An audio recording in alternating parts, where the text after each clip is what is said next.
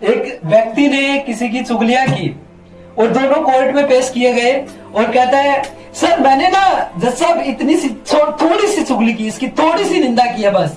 बोला ठीक है, एक काम कर, जब तू वापिस आए जितने लोगों के सामने तूने निंदा की, जितनी निंदा की पर्चियों पे लिख और जाते हुए कैसे आया? बोला बस में आया हूँ। बस में जाएगा ना, खिड़की से एक एक पर्ची फेंकते हुए जाना। बोला ठीक है, बहुत आसान काम है। बोला 3 दिन बाद तुम्हारी फिर से तारीख है। वो 3 दिन बाद तारीख आती है और वो पर्चियों को फेंक देता है। कोर्ट में जाकर के कहता है जज साहब हो गया मैं बरी। बोला तुमने वो काम किया जो जो निंदाएं की थी वे लिखी और पर्ची में लिख के फेंकी? बोला यस सर मैंने किया है। बोला तो तू फ्री हो जाएगा, लेकिन एक काम कर, जो तूने लिख के चुगलियां फेंकी है उन्हें इकट्ठा कर ला।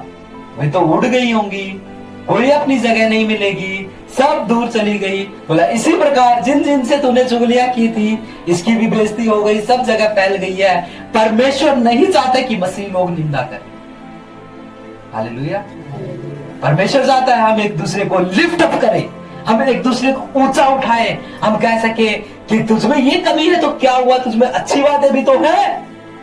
हम एक दूसरे को ऊंचा उठा सके। आमीन। मसीह चाहता तो सब में पाप देख के मार सकता था, लेकिन उसने हमें सबको बचाया, उसने लिफ्ट अप किया। हमें से वो अपने लोगों से मिलना चाहता है, मुलाकात करना चाहता है। चेलों के लिए लिखा है वे जाके नहीं कहते थे कि हम मसीह हैं, उनको लोग कहते थे ये मसीह है। पता क्यों? क्योंकि उनमें मसीह का स्वभाव था।